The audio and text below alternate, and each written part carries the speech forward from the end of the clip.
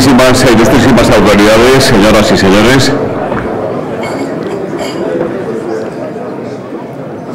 como presidente. Authorities, ladies and gentlemen, as chairman of the New Economy Forum, I'd like to welcome you to Forum Europa, organized with the collaboration of Red Electrica, BT, and CISA.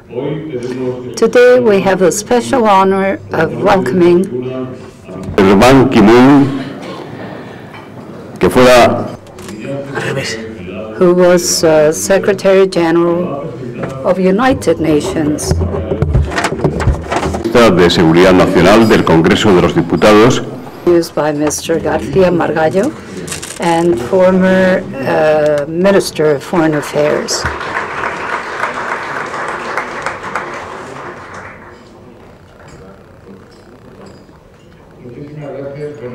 Thank you very much and good morning. I apologize because when Mr. Ban Ki-moon finishes his presentation, I will have to leave to go back to the Spanish Parliament, where, as you probably know, there's a pseudo motion of censorship. Hasta cierto punto paralelas, Ban Ki-moon y divergentes en otros. Los dos nacimos en 1944, el mismo día, un 13, como ayer, pero él es 2 meses mayor que yo. No se nota, pero lo es. Coincidimos también en que culminamos nuestra preparación profesional y académica en Harvard. Yo estuve en 1972-1973, donde cursé el International Tax Program y me gradué en Derecho.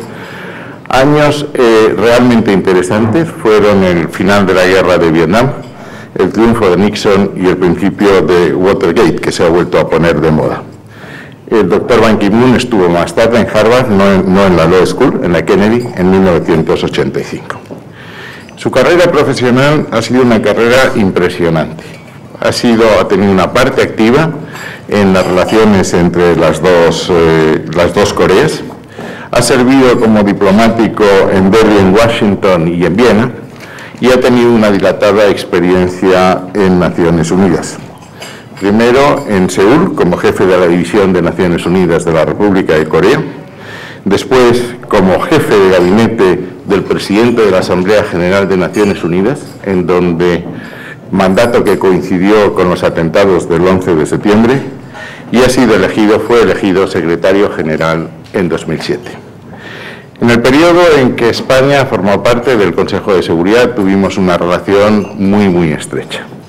No voy a hacer un balance de lo que hicimos juntos, porque aquí se trata de exaltar la figura del secretario general y no la mía, sí decir que hubo varios temas a los que coincidimos en prestar especial atención.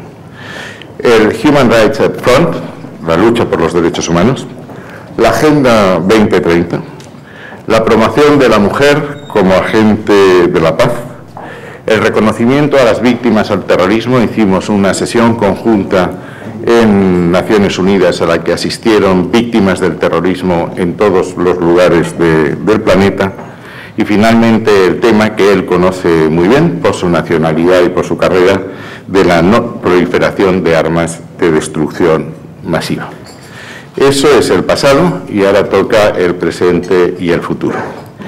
Y hay que aprovechar los conocimientos y la mayor libertad que tenemos los reservistas, como Elena, que también nos acompaña hoy, que podemos decir un poco más, no mucho más, porque nosotros hemos dicho casi siempre lo que nos parecía, sobre cómo está el mundo. Y realmente el mundo está en una situación extraordinariamente compleja. Están ocurriendo acontecimientos que nadie hubiese previsto unos meses antes, y están ocurriendo en todo el mundo, lo cual quiere decir que el impacto de la globalización es esta vez sí realmente planetario y no solo un fenómeno occidental. Estamos viendo acontecimientos tan singulares como la salida del Reino Unido de la Unión Europea, con una particularidad: el gobierno de Cameron no tenía plan B y los que pedían la salida del Reino Unido no tenían plan A, lo cual introduce una cierta confusión en lo que va a pasar. Hemos visto el triunfo de Trump en los Estados Unidos, Acabamos de ver el éxito de Macron en las presidenciales y se culminará en las legislativas, un señor que no tenía partido hace 3 meses y los dos grandes partidos tradicionales a la orilla del camino. Hemos visto en Colombia, para cambiar de continente, cómo la ciudadanía rechazaba en referéndum un plan de paz que estaba llamado a poner fin a un conflicto que había durado durante 50 años. Si yo tuviese que explicar con una sola palabra cuál es la razón que explican todos estos acontecimientos no previstos, utilizaría solo uno: el miedo. El miedo a las consecuencias, a la resaca de la globalización, sobre todo después de la crisis financiera que Ban Ki-moon ha presenciado desde su privilegiada atalaya de Naciones Unidas, miedo a perder el puesto de trabajo, miedo a perder la capacidad adquisitiva de los salarios, miedo a perder o ver erosionada la identidad cultural. Y eso provoca reacciones tanto en aquellos movimientos extremistas yihadistas que quieren volver a los orígenes, como en Occidente, miedo a que la identidad cultural de países muy maduros se vea diluida. Y termino con esto: si algo explica lo que va a pasar en los próximos años, es lo que se ha venido a llamar la paradoja de la globalización, que consiste en lo siguiente. Cualquier ciudadano, cualquiera de ustedes, si les pidiésemos que definiesen cuál sería el orden nacional, el orden internacional o el orden mundial que les gustaría, diría que habría que conseguir 3 cosas al mismo tiempo: la inserción en el mundo globalizado, la pervivencia del Estado-nación y el mantenimiento de la democracia como forma de gobierno. El problema, la paradoja, es que se pueden conseguir 2, pero no los 3 al mismo tiempo. Se puede conseguir la globalización y el Estado, pero a costa de sacrificar la democracia. Probablemente el ejemplo Rodic, que es el autor de la paradoja de la globalización, lo explica con lo que pasó en Argentina de la Rúa. De forma más moderna yo lo ejemplificaría con lo que pasó en Grecia. Tsipras pone a referéndum el plan de ajuste que le ha sido planteado por la Unión Europea para acceder al rescate. La ciudadanía masivamente vota por rechazar ese plan de ajuste y al día siguiente Tsipras tiene que aceptar un ajuste infinitamente más duro que el que había ido. Pierde la democracia. La segunda gran opción es que se puede tener globalización y se puede mantener el Estado. Se puede mantener el Estado y se puede mantener la democracia, pero a costa de la globalización.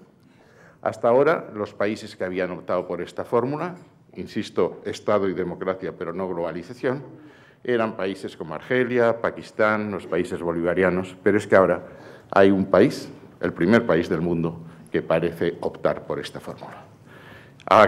Las primeras manifestaciones del presidente Trump, hablando de renegociar el NAFTA con Canadá y México, de desconocer el acuerdo transpacífico, de no avanzar en el acuerdo transatlántico, de establecer aranceles disuasorios para los países que, en su opinión, no respetaban las reglas del libre comercio, explican que hay un retroceso en materia de globalización o una tentación de retroceso en materia de no globalización en los Estados Unidos. Nacionalismo, proteccionismo, repliegue detrás de las fronteras se llama la figura. Y la tercera opción sería mantener la globalización y la democracia, pero a costa de sacrificar el otro vértice, sacrificar el Estado. Ceder soberanía a instituciones internacionales y a instituciones regionales. Eso es lo que hemos hecho, lo que estamos haciendo en la Unión Europea, y a eso está llamado también a colaborar Naciones Unidas. Yo estoy convencido que el resultado, la cristalización de todas estas tensiones, terminará con un orden nuevo. El mundo no será a partir de ahora lo que ha sido hasta hoy. Estoy convencido que habrá un nuevo orden monetario mundial para frenar las acusaciones de manipulación de la moneda y de evaluaciones competitivas, que ha sido uno de los ejes de campaña del presidente Trump. No sé si iremos a un Bretton Woods III, a un sistema cuasi fijo basado en el euro, el dólar, el yuan y el yuan, pero sé que el mundo no será como es hoy. Es obvio que en el mundo comercial he aludido a las tentaciones proteccionistas. En la propia Comisión Europea, el comisario Moscovici acaba de proponer una revisión de los principios de competencia que a su juicio están bien en el orden interno para no dopar a los campeones nacionales en un mercado sin fronteras, pero que tienen que ser revisados cuando nuestros campeones europeos salgan a competir fuera. Estoy convencido también que, a pesar de las declaraciones del presidente Trump sobre el acuerdo climático, que estoy seguro que Ban Ki-moon ha lamentado tanto como yo, tendremos que ir a un orden medioambiental nuevo, porque o hacemos algo en el orden medioambiental o la lucha contra el cambio climático, o el cambio climático se va a convertir en un drama. Verán ustedes como en los próximos años vamos a hablar mucho del Ártico, porque el cambio climático está produciendo allí enormes convulsiones. Y desde un punto de vista intelectual, estoy seguro que vamos también a un orden nuevo. Lehman Brothers se llevó por delante muchas cosas. Se llevó un escenario económico, pero se llevó también una forma de entender la economía. Hasta 2007 y desde 1973, la guerra de Yom Kippur, la subida del precio del petróleo, etcétera, habíamos vivido lo que un francés, Michel Houellebecq, llama la revolución neoconservadora, patrocinada, amparada en lo económico por Friedman, amparada en lo político por Reagan y Thatcher y materializada en fórmulas de desregulación, privatización, gestión privada de los servicios públicos, etcétera. Ese mundo se ha terminado. Ya, como decía Mario Suárez, el difunto Mario Suárez, se ha acabado el capitalismo de casino y vamos a un capitalismo infinitamente más ordenado, en que los beneficios no se repartan ad libitum en épocas de bonanza y las pérdidas se distribuyan de forma, por cierto, poco equitativa entre los contribuyentes cuando las cosas van mal. Ese es el mundo que ha conocido Ban Ki-moon, que ha visto en primera persona cómo han ido evolucionando los acontecimientos y probablemente sea la persona mejor para explicarnos cuáles son los cambios radicales que se van a producir en esto que algún comentarista ha llamado los años del vértigo, los años de la rapidez, los años del cambio inmediato. Estamos ante un mundo nuevo, de perfiles aún no conocidos, estamos navegando aguas para las que no tenemos cartas, pero sí sabemos al mundo al que no vamos a volver. Y es un privilegio para mí. Quiero agradecer a Ban Ki-moon, que probablemente España haya sido el país que más hayas visitado. Le puse hasta una camiseta del Madrid para que hiciese un saque de honor en el Bernabéu. Y he de decir que su comportamiento conmigo, no por ser yo, sino por ser España, ha sido ejemplar, cariñoso, afectivo e intelectualmente enormemente enriquecedor, como van a comprobar ustedes al oír al doctor Ban Ki-moon. Muchas gracias.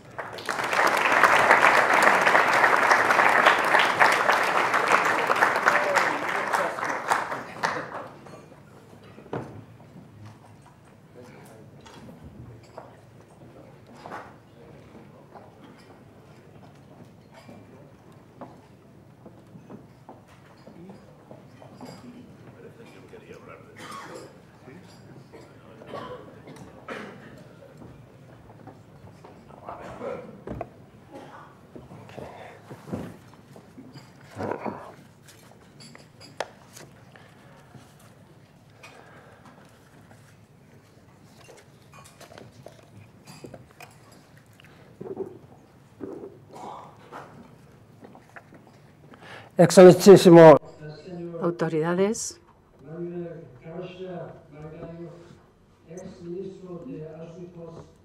señor Margallo, exministro de Asuntos Exteriores y Cooperación, está hablando en español el señor Ban Ki-moon. Señor Don José Luis Rodríguez, presidente de Nueva Económica Forum, Excelencias, distinguidos miembros del cuerpo diplomático, líderes del sector privado, estimados académicos, miembros de la prensa, señoras y señores, me siento profundamente honrado por estar aquí. Me gustaría darles las gracias por su cálida bienvenida. Con su permiso, continuaré mis palabras en inglés. Muchísimas gracias. Señoras y señores, es un gran honor y un privilegio para mí volver a España de nuevo. Creo que es la primera visita semioficial que hago como exsecretario general de Naciones Unidas. La verdad es que estoy un poco confundido. Hay veces que no sé si sigo siendo secretario general de Naciones Unidas, porque la recepción, el nivel de participación, el nivel de liderazgo, la gente que me recibe me hace sentir como si siguiera siendo secretario general, pero soy exsecretario general. Aún así, como digo, muchísimas gracias por su hospitalidad. Este es el país, es uno de los países que he visitado en mayor número de ocasiones. He visitado España más que mi propio país natal, Corea. He venido aquí más que a Corea. Eso significa que España ha sido uno de los principales países, uno de los países más comprometidos a nivel global a la hora de resolver muchos retos, muchos problemas de los que nos planteamos en Naciones Unidas. Por eso les agradezco la oportunidad de dirigirme a los miembros más importantes de la sociedad civil, del cuerpo diplomático, de las empresas del sector público y privado. Señoras y señores, este foro tiene la orgullosa tradición de debatir temas globales críticos y esenciales. Y hoy me gustaría hablar de cómo una nueva economía puede ayudarnos a construir un nuevo futuro. Hay muchos problemas que nos afectan, muchas preocupaciones de paz y seguridad que nos acechan hoy. Vivimos en una época sin precedentes. Más de 65 millones de refugiados han tenido que salir por la persecución, por las guerras, por muchas razones. Estas personas huyen de la tolerancia, del odio, y muchos de los refugiados e inmigrantes sufren un periplo horrible, muy difícil, buscando seguridad. Y cuando finalmente llegan a países más estables de los que huyen, estas personas se enfrentan a nuevos retos, como por ejemplo la discriminación de las sociedades que les reciben. Realmente es algo que rompe el corazón cuando uno se reúne con estas personas, con estos refugiados, y ve que sigue habiendo tanta discriminación en el siglo XXI. Es realmente desalentador. Pero no podemos conseguir paz sin desarrollo sostenible. Para que haya paz, la gente necesita democracia. Tiene que sentir que pueden alimentar a sus familias. Tenemos que impedir que la gente muera de enfermedades prevenibles. Tenemos que cerciorarnos de que se protegen, defienden y respetan los derechos humanos, las libertades humanas. Si vuestros hijos son importantes y valiosos para vosotros, los hijos de los demás deben ser igualmente valiosos e importantes. Necesitamos un medio ambiente limpio y necesitamos también una economía fuerte, sólida. Por eso, cuando estaba en Naciones Unidas, le di mucha prioridad al tema del desarrollo sostenible y estuve siempre muy agradecido a España y a sus gobiernos por su generoso apoyo. Cuando comencé mi tarea en el año 2007, el gobierno español, con entonces el presidente Zapatero, vino a España y se reunió con el que entonces era el secretario general, Kofi Annan, y se comprometió con muchísimo dinero. Y eso ayudó a empezar la tarea de los Objetivos de Desarrollo del Milenio en el año 2007. A partir del año 2008, la crisis financiera empezó a asolar a los países europeos, incluida España. Y es comprensible que España tuviera que hacer recortes, no porque tenía que adoptar una serie de medidas urgentes a nivel nacional. Pero ahora que España está recuperándose de las dificultades económicas y sociales que ha sufrido, cuento con que España vuelva a mostrar su generoso apoyo que siempre ha mostrado ayudando a Naciones Unidas. Y también espero que España, bueno, pues aproveche el dinamismo de su sector privado. Tengo entendido que muchas de las grandes empresas de este país han incluido en sus planes y en sus operaciones de negocio los objetivos de desarrollo del milenio como pilar importante para el desarrollo empresarial. Y yo creo que también la sociedad civil comparte estas ideas de desarrollo sostenible para todos. Una de las lecciones más importantes que aprendí como secretario general de la ONU es que tenemos que formar una asociación tripartita muy sólida.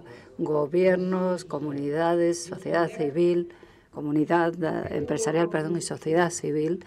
Las tres son importantes. Si perdemos cualquiera de esos tres pilares, el gobierno va a poder funcionar correctamente, ni las empresas, y las personas no podrán vivir en paz, armonía y con prosperidad. Autoridades, señoras y señores, la Agenda de Desarrollo Sostenible 2030 es un plan, uno de los planes que hemos desarrollado para conseguir la paz. Y los objetivos todos van encaminados a la paz, a lograr la paz, la prosperidad, ayudar a las personas, al planeta. Partenariado, estamos hablando de 5 P's, las palabras en inglés: paz, prosperidad, partenariado, etcétera.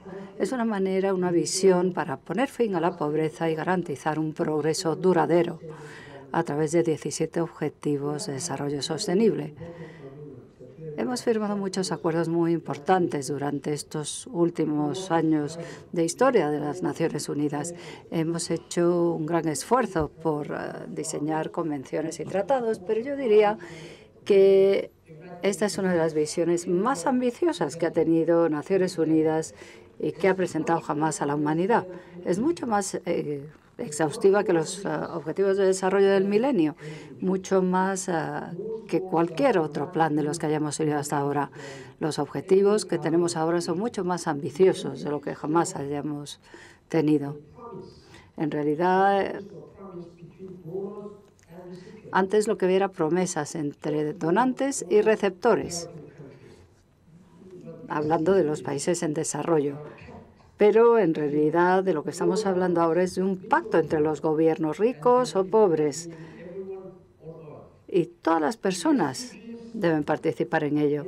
Los Objetivos de Desarrollo Sostenible van mucho más allá, además, en términos de experiencia humana. Bueno, los anteriores objetivos eran muy importantes, pero se enfrentaban a temas tradicionales de desarrollo, temas como la sanidad y la educación. Por otra parte, los Objetivos de Desarrollo Sostenible son mucho más completos porque incluyen el tema de la justicia, Estado de Derecho y buen gobierno. Y de hecho, en el proceso de negociación de estos Objetivos de Desarrollo Sostenible, uno de los temas más delicados que se planteó fue el tema de paz, justicia y Estado de Derecho. El objetivo número 15 fue sugerido, de hecho, por países europeos. El principal argumento es que, independientemente de cuán ambiciosos sean nuestros objetivos, si no hay buen gobierno, si no hay transparencia, si no hay rendición de cuentas, todos estos objetivos al final no salen adelante, no se alcanzan.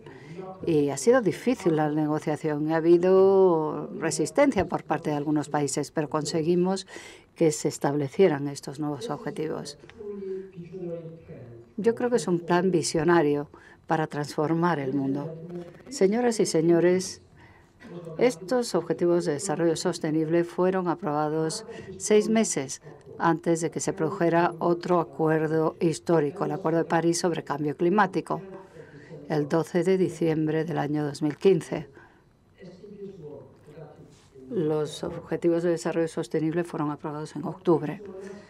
Pero no estamos hablando de objetivos que vayan por separado. El cambio climático, de hecho, es uno de esos 17 Objetivos de Desarrollo Sostenible, pero debido a la importancia que tiene el cambio climático, se decidió abordarlo en una vía independiente de negociación. Por un lado tenemos los 17 Objetivos de Desarrollo Sostenible y, por otro lado, la negociación del número 17, que es el de cambio climático.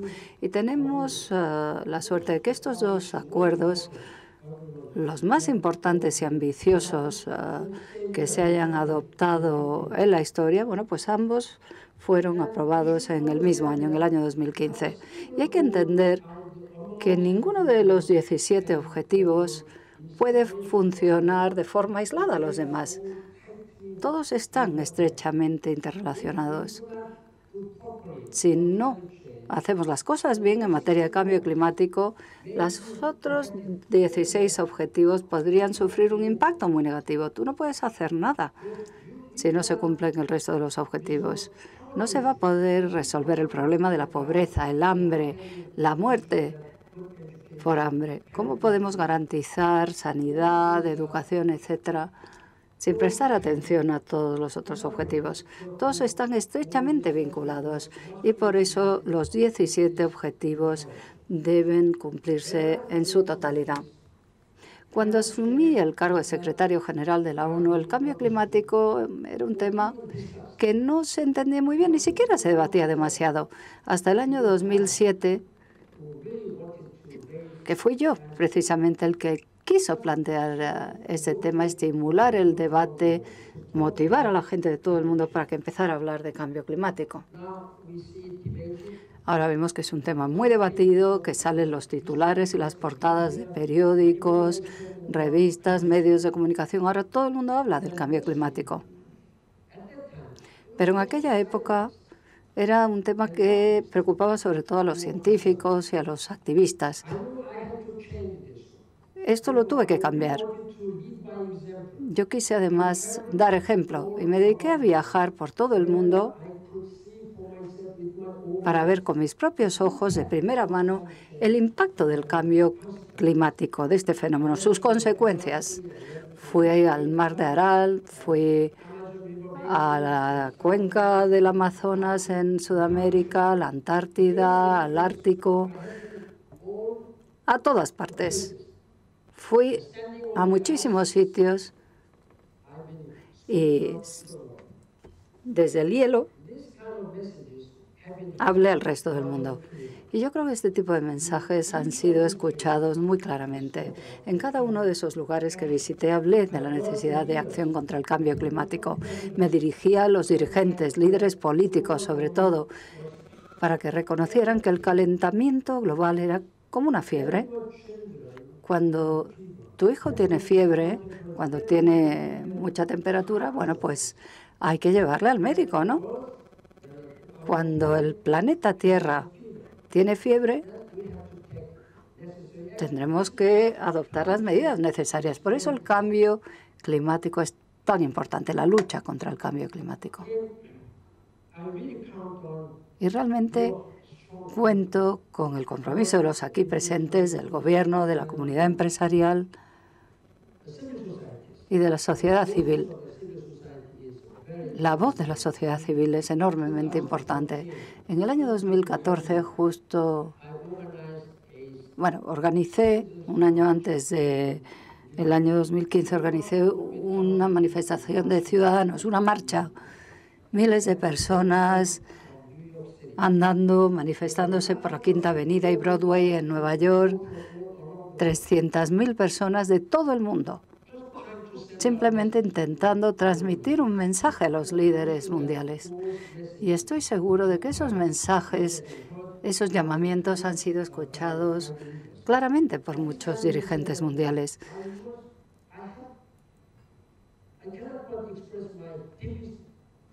Pero quiero expresar mi gran preocupación y decepción por lo que está ocurriendo ahora en algunas partes del mundo. El país más rico, con más recursos. Bueno, yo creo que ninguno de los aquí presentes estará en desacuerdo conmigo. Bueno, estoy seguro que estarán de acuerdo conmigo que tenemos que estar unidos y debemos mostrar nuestra solidaridad de cara a las futuras generaciones. Estados Unidos y China, que son los dos actores más importantes a nivel mundial. China, después de largas negociaciones,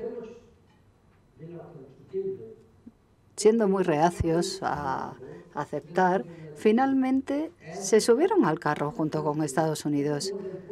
Y estamos hablando de que con estos dos países estamos cubriendo más de un 40% de las emisiones de gases invernadero. Estados Unidos 14-15%. Pero bueno, no es ese 14 o ese 15% de emisiones globales de gases invernaderos que se producen en Estados Unidos. Desde el punto de vista de significado político, en términos de liderazgo, de solidaridad, en realidad Estados Unidos representa mucho más que solamente un 14 o 15%. Y la verdad es que lo que ha hecho ahora pues es algo alucinante. Les puedo decir, creo que el presidente Trump, se ha puesto del lado equivocado de la historia. Yo, como exsecretario general de la ONU, cuando hizo su anuncio el presidente Trump, expresé mi preocupación y pedí que Estados Unidos volviera al Acuerdo de París, que formara parte de estos esfuerzos contra el cambio climático, porque el cambio climático no se puede parar y nuestra solidaridad, el esfuerzo común, es algo que nadie va a poder parar. Esta cadena ya ha empezado a funcionar y nadie puede parar el tren. Todo el mundo debe subirse al tren y quedarse en el tren, porque si no, todos los que vivimos hoy, las futuras generaciones, nos arrepentiremos de lo que no hagamos hoy. Por lo tanto, ese sería mi mensaje a todos ustedes y les pido al gobierno, y no solo al gobierno español, sino a la sociedad civil, les pido que levanten su voz. Yo voy a participar en una conferencia internacional que se va a celebrar en París el 24 de este mes, una reunión muy oportuna, por cierto. Nos volveremos a reunir en París, que fue donde se firmó el Acuerdo de París hace menos de 2 años. Señoras y señores, permítanme que hable ahora de la nueva economía. La nueva economía es la economía verde, la economía ecológica. Las estrategias medioambientales son buenas para las empresas y para las personas. Voy a darles un ejemplo. Y ya les dejo que desayunen tranquilamente. Yo crecí en un país muy pobre, en Corea del Sur. Cuando tenía 6 años empezó la guerra, todo quedó arruinado, asolado. Corea era muy pobre en aquella época, pero luego, después de la guerra, peor todavía. Solo Naciones Unidas apoyó a Corea del Sur y creo que todos los países europeos la apoyaron. Pero hoy en todo el mundo da vergüenza ver cómo se desperdician recursos, empezando por la comida, la energía, el agua, sea cual sea el recurso del que hablemos, en Corea se desperdicia. Soy muy consciente en mi casa, en los hoteles donde voy, de cuando enciendo y apago la luz. Por lo tanto, debemos ser muy conscientes para no desperdiciar esos recursos tan valiosos. Y si hablamos de los alimentos, 1/3 parte de todos los alimentos que producimos, al final se tira a la basura. Las pérdidas económicas se han calculado que son 940.000 millones de dólares cada año. Es ridículo. Pero además es alarmante, es horrible cuando consideramos que vivimos en un mundo en el que hay 1.000 millones de personas que se van a dormir con hambre, con el estómago vacío. Ese desperdicio y pérdida de alimentos es responsable de un 5% de todas las emisiones de gases invernadero. Así que aquí tenemos un ejemplo de cómo la acción contra el clima puede ayudar al planeta y alimentar a muchas familias. Y por lo tanto tiene sentido empresarial el actuar. En cuanto a las energías renovables, bueno, sabemos que es uno de los sectores que más rápidamente está creciendo en el mundo. Por otra parte, la energía eólica, geotérmica, solar, hay muchas soluciones, pasando de las bombillas normales a las LED. Cada vez hay más comunidades que se están beneficiando de soluciones energéticas más inteligentes. La capacidad de generación de energías renovables en el mundo ha aumentado en más de 460 kilovatios en el año 2016, lo cual ha roto todos los récords. 10 millones de personas trabajan, tienen un empleo en el sector de las energías renovables. Me estoy refiriendo al mismo año. Todo esto supone grandes beneficios directos, pero luego también tiene muchos beneficios indirectos que no pueden medirse ni cuantificarse, como por ejemplo, cuando nos alejamos de los combustibles fósiles, hay menos contaminación y mejora la salud humana, lo cual significa que los costes médicos se reducen y hay una mayor productividad económica. O sea, muchos beneficios secundarios. Por otro lado, la sostenibilidad medioambiental va de la mano de una reducción de riesgos de distinta índole. Es verdad que hay muchos desastres, catástrofes naturales que han causado al menos pérdidas de 300.000 millones de dólares al año, al menos. Sin embargo, invirtiendo solo 6.000 millones, podemos ahorrarnos 360.000 millones. Y eso protegerá nuestras propiedades y la vida humana de todos estos desastres naturales. No vamos a poder impedir totalmente esas catástrofes naturales, pero lo que sí podemos hacer es reducirlas muchísimo si invertimos de manera inteligente. En Bangladesh, hace años, 3.000, 4.000, 5.000 personas morían por ciclones cada año. Pero al invertir de forma inteligente para prevenir los ciclones y los efectos de los ciclones, ahora hablamos a lo mejor de unas decenas de muertes o 100. Pero es que es algo muy importante. Incluso una vida es preciosa. Cuando el ciclón afectó Myanmar en el año 2008, en solo una noche, 120.000 personas murieron porque no estaban preparadas para hacer frente a una catástrofe así. De nuevo, señoras y señores, son cosas que les pido que consideren y hago un llamamiento a los líderes de la sociedad para que colaboren con Naciones Unidas, que trabajen en solidaridad con las personas que necesitan nuestra ayuda. Hay tantas personas que necesitan nuestra ayuda, así que cuento con el liderazgo de los aquí presentes, con su apoyo, y ahora estaré encantado de responder preguntas en lugar de seguir hablando como hasta ahora. Muchísimas gracias.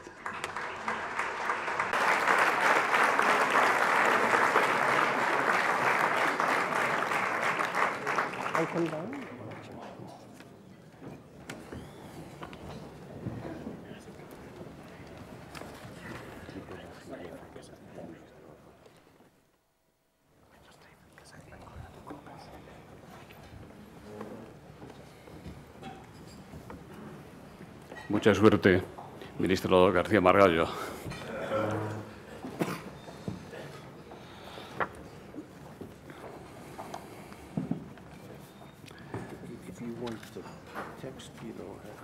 Okay, thank you.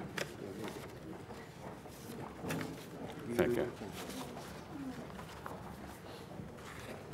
Comenzamos con las preguntas. Señor Ban Ki-moon, con esta de Pedro González. Dice su presentador, el señor García Margallo, que estamos en puertas de un nuevo orden. Cada vez que el mundo cambia de orden, hay siempre y previamente una gran guerra. ¿Cree usted que también esta vez habrá una gran conflagración mundial que precederá a la implantación de ese nuevo orden?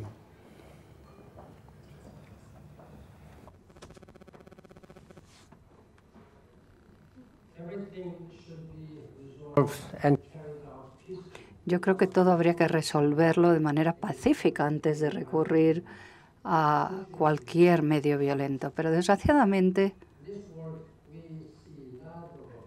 en este mundo vemos que todavía hay muchos temas candentes: Siria, Libia, Yemen, Sudán del Sur y en otros lugares. Y es cierto que estamos avanzando hacia un nuevo orden mundial. Sí, es así. Hay una tendencia natural con el desarrollo transformativo de la tecnología y la ciencia. Es natural que haya que cambiar la manera en que trabajamos, la manera en que funciona, sobre todo la economía. Pero esto no quiere decir que tenga que haber conflicto. Por supuesto que hay algunas fuerzas que son reacias a cambiar la situación, el status quo. Carlos hablaba de la posibilidad inevitable de guerra. Por ejemplo, según expertos muy distinguidos que han hecho una revisión histórica, en los últimos 500 años ha habido al menos 16 casos de guerra.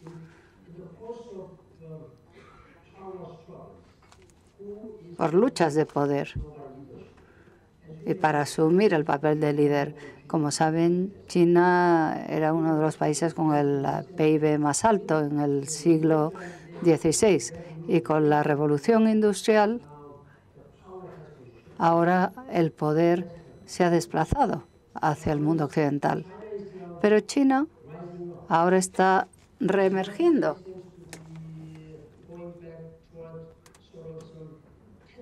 Parece que también hay una tendencia al aislacionismo. Y a mí me preocupa que pueda seguir habiendo conflicto. Pero bueno, mi teoría es que hay muchas maneras de evitar ese conflicto innecesario. Y es lo que tenemos que hacer.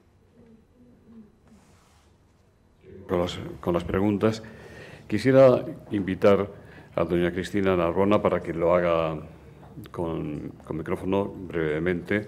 Doña Cristina fue ministra de Medio Ambiente y es miembro de la Red Española de Desarrollo Sostenible, y además el secretario general del Partido Socialista Obrero Español le ha propuesto ser la presidenta de esta organización política. Muchas gracias. Thank you very much, Mr. Ford. Muchas gracias, exsecretario general. Yo he tenido el honor de presidir el panel y de elaborar la agenda de sostenibilidad, y por eso he tenido la oportunidad de ver cuán difícil es introducir un abordaje holístico, exhaustivo, donde haya interdependencia entre las distintas políticas nacionales y también entre los distintos programas y agencias a nivel internacional. Por eso me gustaría preguntarle, señor Ban Ki-moon, ¿cuál es su visión hoy sobre el futuro de Naciones Unidas en cuanto a la posibilidad de aumentar esa coherencia tan necesaria entre las distintas acciones de los distintos programas y agencias de Naciones Unidas? Muchas gracias por la aportación que ha hecho usted a esta visión o estas visiones globales. A veces nos preocupa mucho la crítica que se hace a Naciones Unidas por ser poco efectiva, poco eficaz. Y al presentar los Objetivos de Desarrollo Sostenible, movilizando la solidaridad en materia de cambio climático, yo creo que Naciones Unidas ha demostrado su validez, su utilidad. Eso es lo que yo creo que la gente ahora ha entendido, ¿no?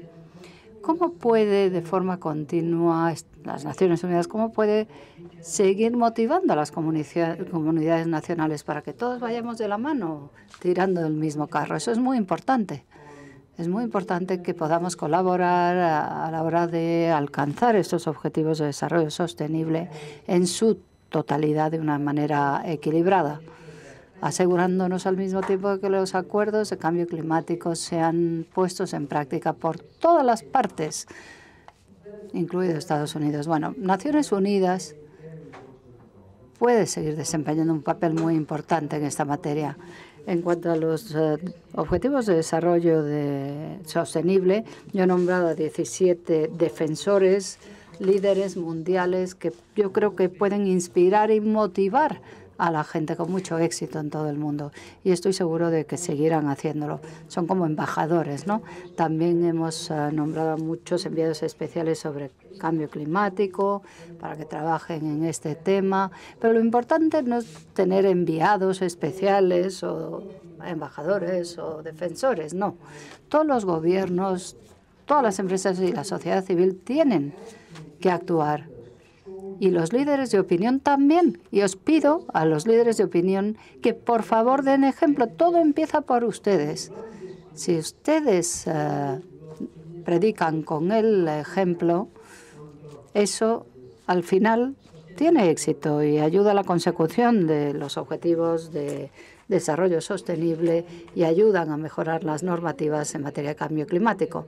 Hay una tendencia a creer que están por un lado los gobiernos y luego las empresas. No. Cualquier ciudadano de la calle, sobre todo los jóvenes, tienen que participar. Y su vida privada tiene que llevarse a cabo de una forma sostenible, en consonancia con los objetivos de desarrollo sostenible. Aquí se incluyen 169 metas y todas estas metas están basadas en evidencia científica, en teorías económicas. No es algo que se haya sacado de la manga, ¿no? Estamos hablando de metas muy científicas, muy dinámicas, basadas en una evidencia contundente. Así que esa sería mi respuesta. Martínez, de La Gaceta, le pregunta si cree usted que la política de puertas abiertas que hemos visto en países como Alemania a los refugiados pone en peligro la seguridad de Europa.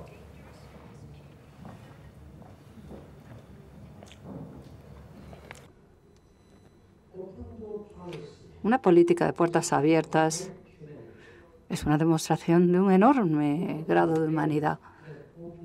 Nadie puede decir que una política de puertas abiertas lleve a inestabilidad social per se.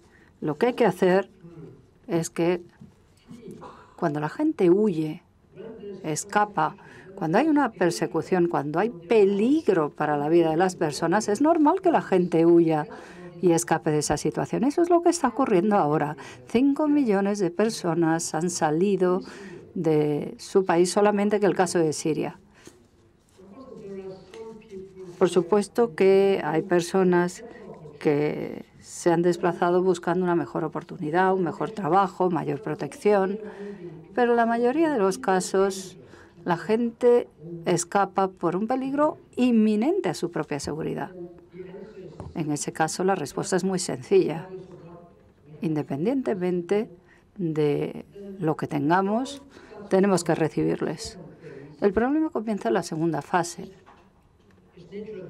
Es natural que gobiernos y sociedades civiles proporcionen refugio, agua, alimentos a estos refugiados, pero luego empieza la discriminación.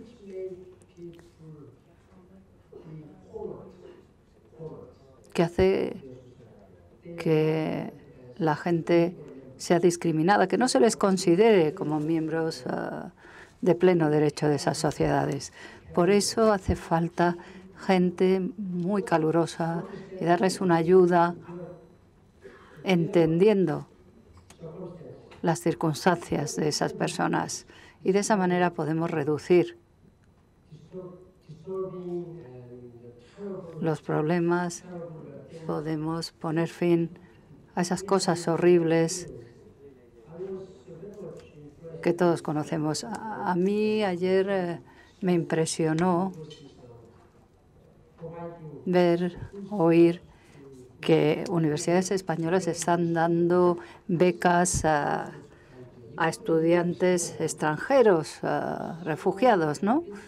Bueno, es un ejemplo pequeño, pero poco a poco todo aporta para que estas personas, estos refugiados, pues puedan vivir en paz. Y de esa manera se podrán integrar con mayor facilidad y se asimilarán, se integrarán mucho más en la sociedad en la que viven. Esa es la mejor manera de evitar que surjan problemas innecesarios por la llegada de estas personas que están llegando al continente europeo. Presidenta de la AEC y que fuera vicepresidenta del Gobierno del Reino de España, quiere felicitarle, Excelencia, por el impulso al cumplimiento de objetivos del milenio que usted llevó a cabo en su mandato. Dice también que estamos acostumbrados a ver a los cascos azules como guardianes de la paz, pero le pregunta qué puede hacer Naciones Unidas en la nueva guerra, la que significan los ataques terroristas y la ciberguerra.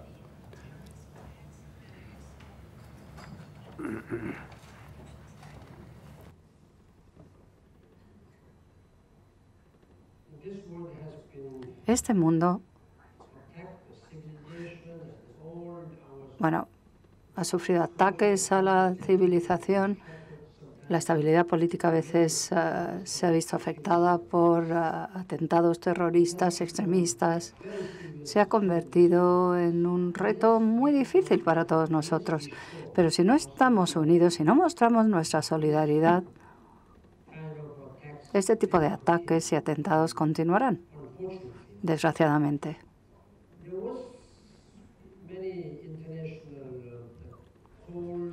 Se han hecho muchos llamamientos internacionales, ha habido muchas reuniones, sobre todo cuando en el año 2015 el presidente Obama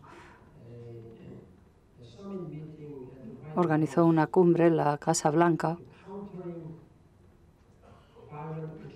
para luchar contra el extremismo violento. Yo participé en esa cumbre y muchos líderes mundiales participaron y hablaron del tema. Y dijimos que es muy importante que hagamos todo lo que podamos para disuadir y luchar contra estos atentados, tomando todas las medidas necesarias para impedir que actúen estos extremistas y terroristas. Pero al mismo tiempo, este tipo de esfuerzos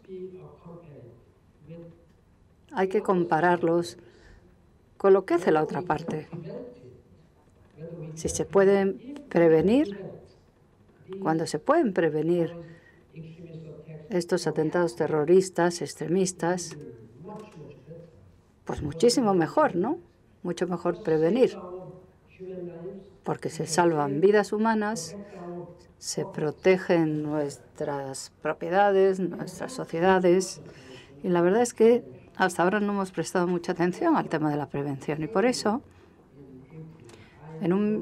ese mismo año, en abril, yo lancé un llamamiento para que hiciéramos diplomacia preventiva en paralelo con la lucha contra el extremismo violento. Propongo que se haga un nuevo esfuerzo para prevenir el extremismo violento. Se llama CVE, Countering Violence Extremism, lucha contra el extremismo violento. Toda la prevención y la lucha contra el terrorismo deben ir de la mano. Esa es la única manera que tenemos para proteger las vidas humanas. Angulo, presidente del Comité Español de la UNICEF, le pregunta cuál es el peso y la importancia que debe de tener la infancia ante la amenaza del cambio climático y añade que 2.300 millones de niños y niñas ven amenazado su futuro. Sobre niños también, Lidia Navas le pregunta qué valoración hace usted de la situación creada por los últimos hechos que apuntan a que Qatar financia al Estado Islámico en sus acciones terroristas. Y, por otra parte, también dice, usted denunció a Arabia Saudí por participar en la muerte o en los abusos de niños en el Yemen. Sin embargo, luego precisó usted su denuncia por presiones probables de Arabia Saudí, que en una suerte de chantaje prometieron la retirada de fondos para financiar diferentes programas humanitarios. ¿Se puede gobernar así el mundo? ¿Qué cabe esperar de la ONU?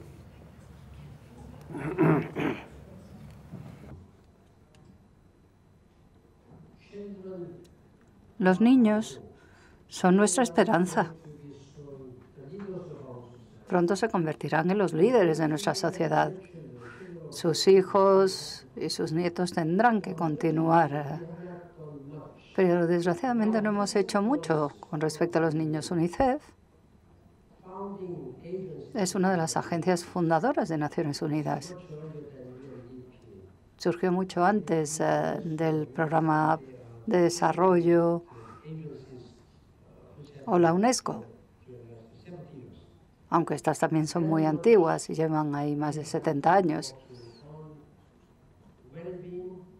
Hemos trabajado mucho en el bienestar y la salud de los niños en la UNICEF, en Naciones Unidas, para hacer que esta sociedad sea más sana y más fuerte. Y tiene sentido que sigamos haciendo un gran esfuerzo, pero desgraciadamente hay millones de niños que mueren cada año, muchos niños que no llegan al 5º año de vida. Y esto por problemas de malnutrición o desnutrición, pobreza, abusos, maltrato.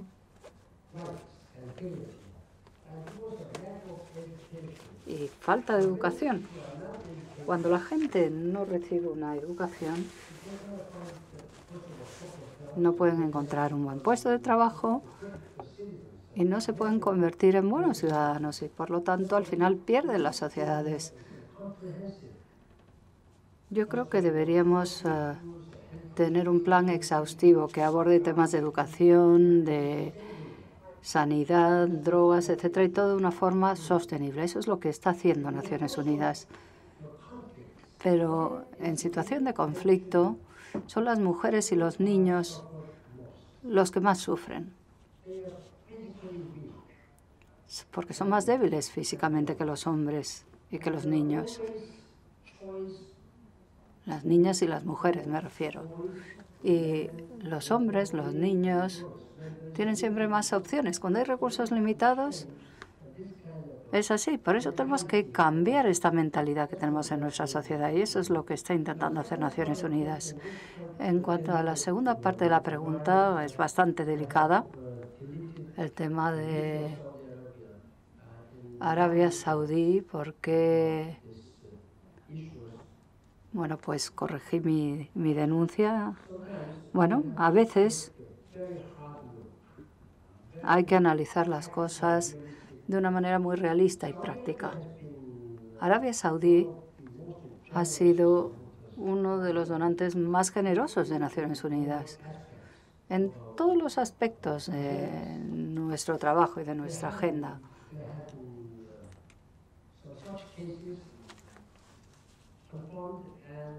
Ha habido casos que han sido denunciados y confirmados. Por ejemplo, la participación de niños en conflictos armados. Pero lo que yo diré es que en situaciones de conflicto armado, los niños son los más afectados. Y esto incluye a las mujeres y las niñas, ¿no? Ha habido algunas diferencias de opinión con respecto a si esta observación, esta denuncia se basaba en los hechos. Nosotros dijimos que lo que habíamos publicado, lo habíamos publicado después de una investigación muy profunda y que no dábamos marcha atrás y que en caso de no estar de acuerdo con mi informe, pues que enviaran ellos otro informe como respuesta. Y mientras tanto, surgieron una serie de problemas importantes para financiar Naciones Unidas y sus operaciones en la región, en Yemen concretamente. Y como medida provisional, pendientes de la recepción del informe de Arabia Saudí, a nuestras observaciones, yo decidí suspender la inclusión de Arabia Saudí en la lista de países sospechosos, ¿no? Pero dejé claro que lo que no se puede hacer es incendiar la casa entera simplemente por quemar la leña, ¿no? Y hay veces, pues eso, que hay que usar el sentido común. Espero que aprecien las dificultades. Enrique Bataller, diputado al Congreso, le pregunta si cree usted que Naciones Unidas será capaz de ofrecer finalmente una solución justa y duradera para el conflicto del Sáhara Occidental.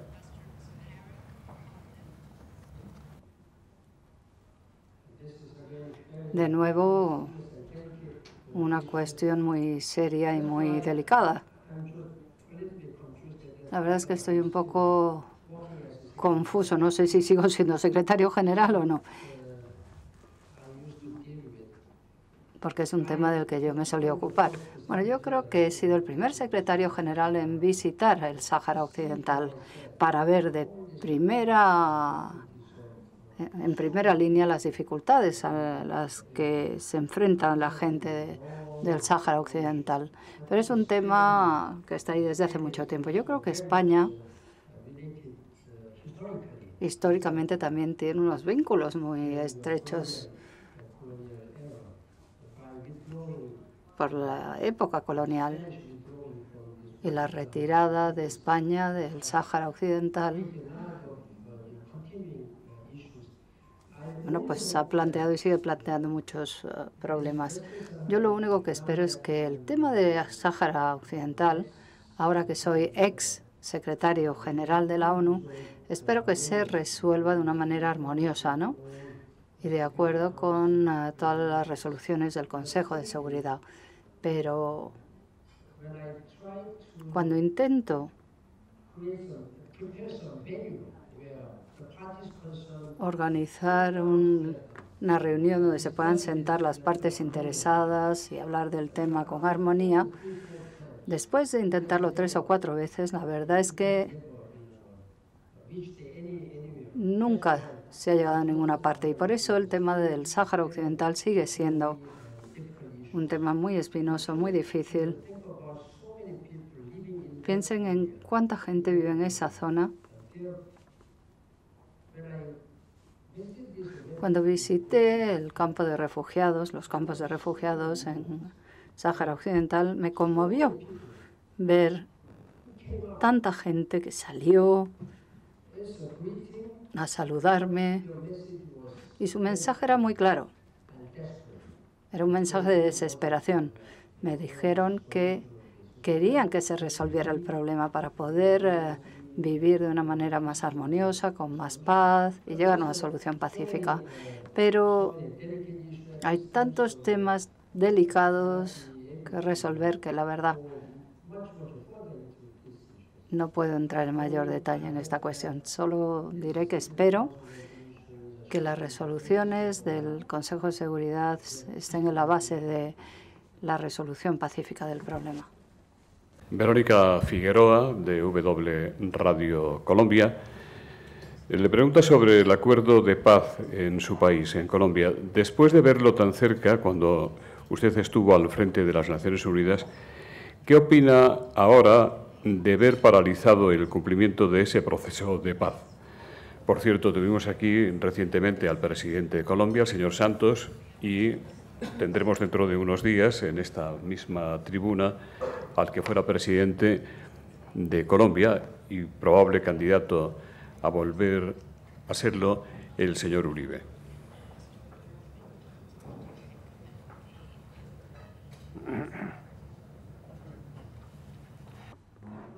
Bueno, en primer lugar, siento una gran admiración por líderes como el presidente Santos de Colombia. Sé que hay diferencias políticas entre el expresidente Uribe, con el cual trabajé estrechamente cuando él era presidente, y por supuesto también con el presidente Santos, que recibió el Premio Nobel de la Paz. Y he trabajado en estrecha relación con el presidente Santos e incluso con el presidente Uribe, y también con la otra parte, ¿no? Naciones Unidas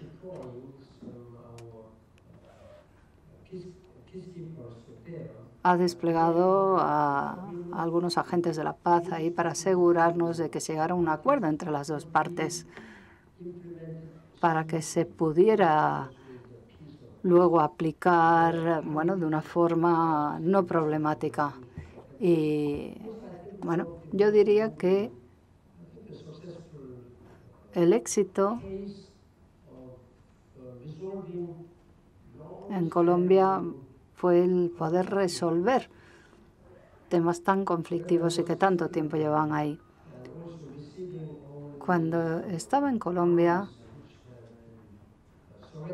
y vi todas esas armas, vi la rendición de armas de estos grupos armados, naturalmente me acordé de mi propio país y del conflicto entre Corea del Sur y Corea del Norte. Me resultó muy familiar la situación y pensé, ¿qué puedo hacer yo por mi país?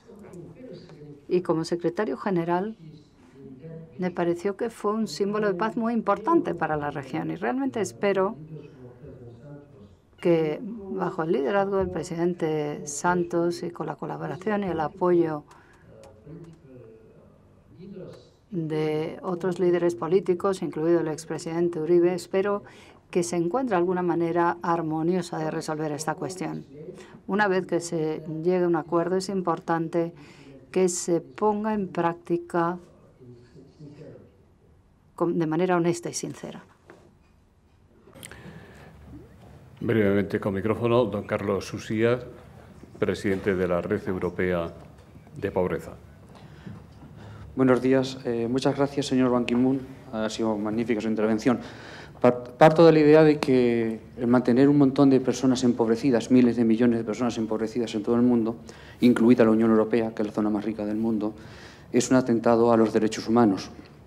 Usted ha unido desarrollo sostenible, paz, democracia, derechos humanos y medio ambiente, y lo vincula a la Agenda de Desarrollo Sostenible, lo cual comparto. ¿Cree usted que en estos momentos se actúa? ¿Cómo puede mejorar el liderazgo de Naciones Unidas y cómo puede ser coherente Naciones Unidas para que acuerdos como los acuerdos de libre comercio sean coherentes también con esta Agenda de Desarrollo Sostenible?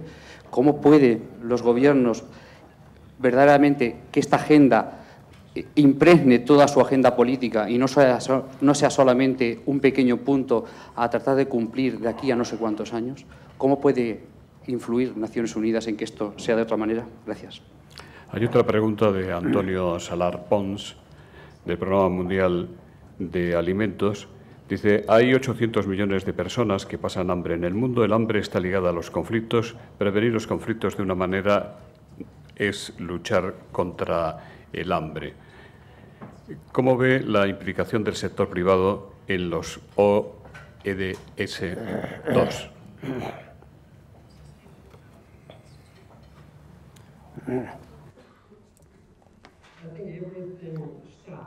Creo que todo empieza erradicando la pobreza abyecta y el hambre, ¿no? Un ser humano, cuando nace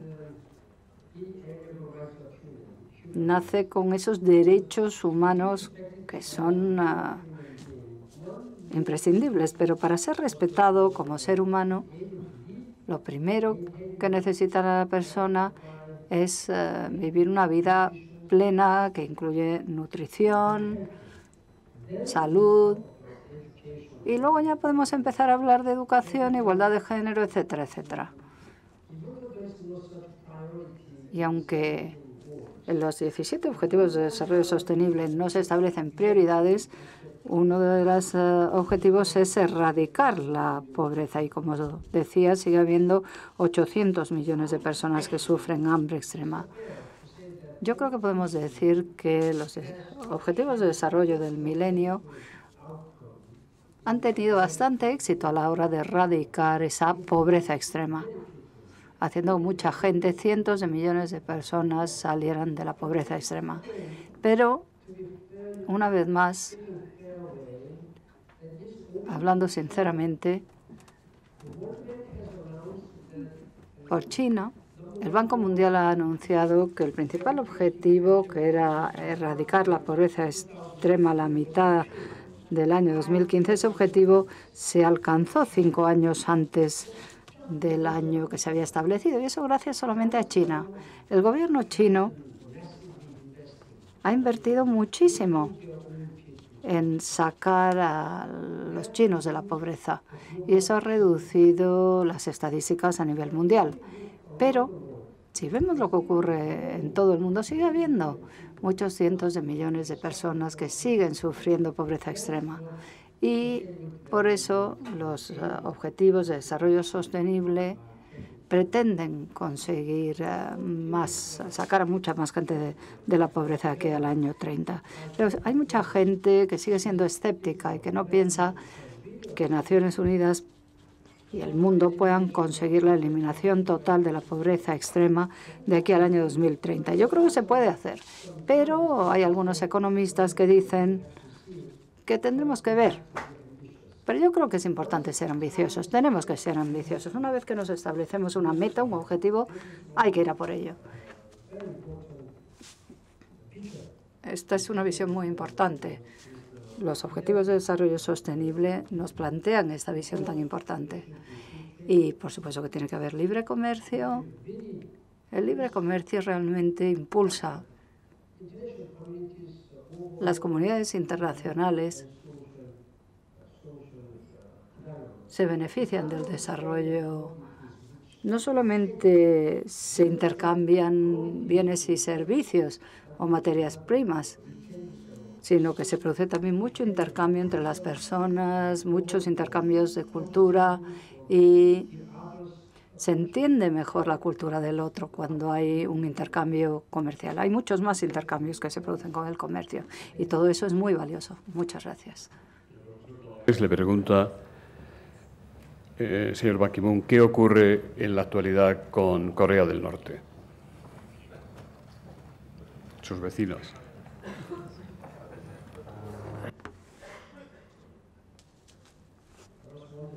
Me preguntaba cómo no habían hecho la pregunta todavía.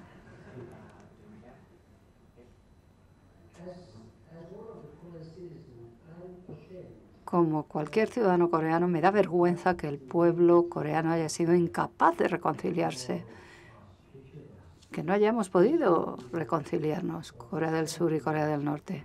Han pasado más de 70 años desde que se dividió Corea, después una guerra fratricida horrible entre ambas Coreas. Llevamos enfrentados con Corea del Norte desde hace muchas décadas y hemos intentado mantener conversaciones con las diferentes generaciones de líderes que ha habido en Corea del Norte. Los actuales, el padre, el abuelo del actual líder nos dijo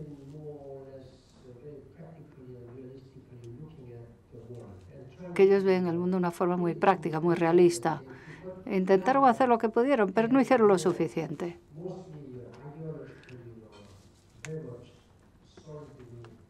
La verdad es que había un altísimo componente ideológico y no se abrieron al mundo.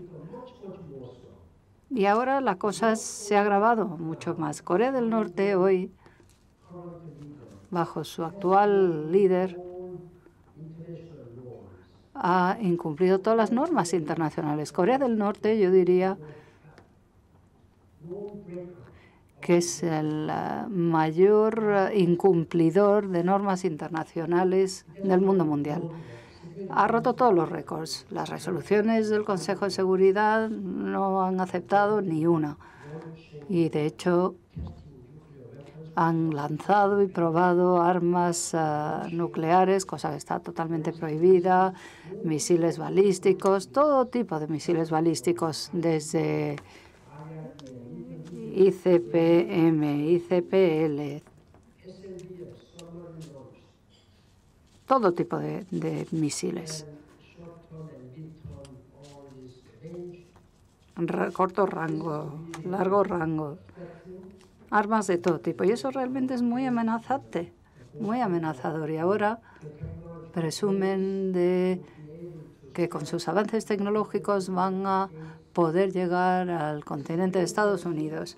Todo esto es una amenaza gravísima y nos preocupa mucho que si la comunidad internacional no está unida, pues no vamos a poder controlar esta cuestión.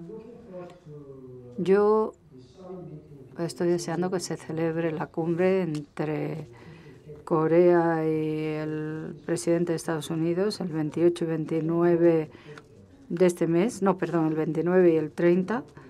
Va a ser una ocasión muy importante porque tanto Estados Unidos como la República de Corea del Sur podremos hablar de estrategia, ¿no? De cómo enfrentarnos a los problemas de Corea del Norte. Y creo que todos los Estados miembros de Naciones Unidas, en particular los miembros del Consejo de Seguridad, deberían apoyar totalmente e intentar encontrar una solución viable para resolver esta situación, porque de lo contrario es posible que se produzcan otras situaciones terribles, que continúe la situación. Desde el fin de la guerra de Corea,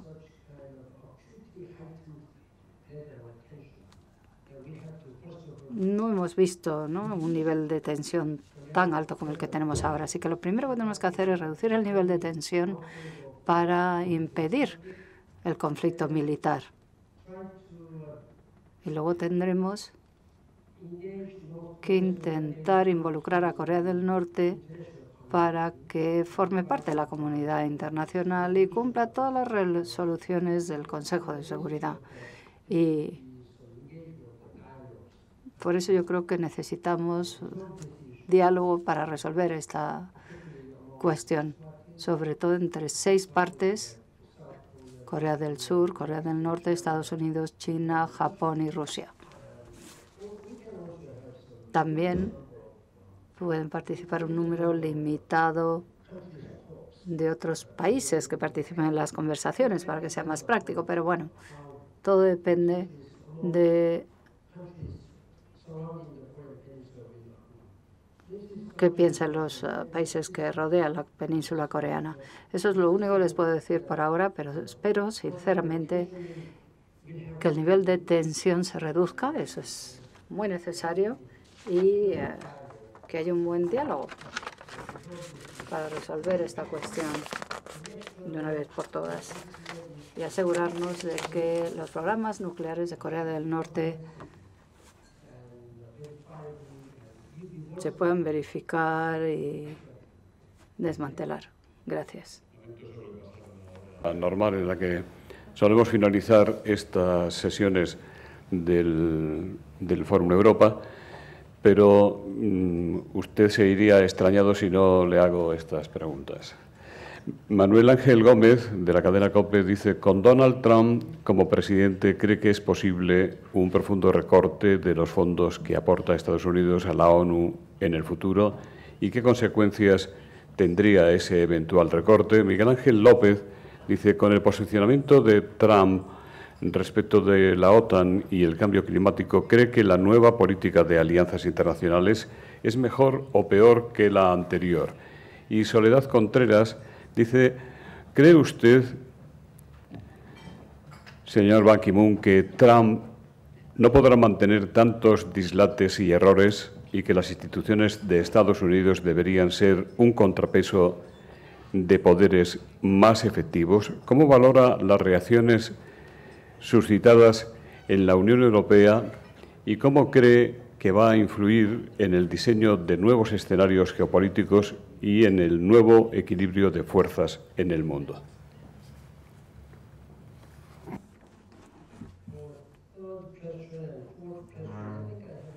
Bueno, creo que ya he respondido.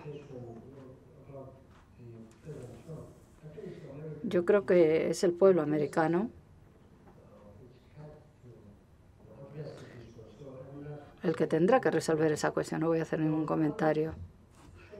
En cuanto al recorte de fondos que aporta Estados Unidos a Naciones Unidas, Estados Unidos es el principal financiador, entre un 20 y un 25%, dependiendo de que sea un presupuesto normal o un presupuesto para el mantenimiento de la paz.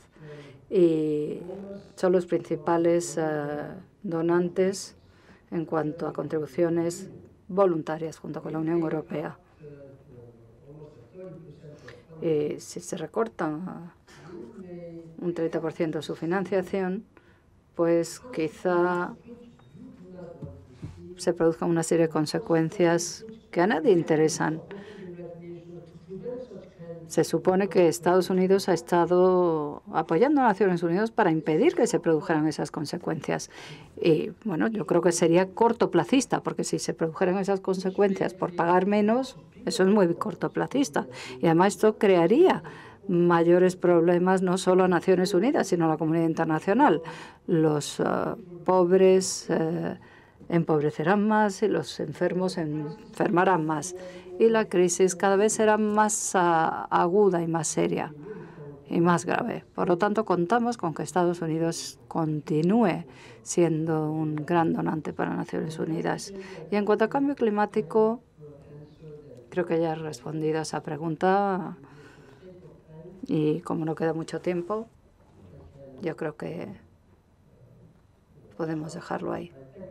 Muchísimas gracias por su amable atención y por su apoyo. Muchas gracias. Muchas gracias. En nombre de Asisa, On behalf of Asisa, represented here by Ramón Casanova from Red Electrica, Ana Cuevas, Manuel Labias from BT is going to say goodbye.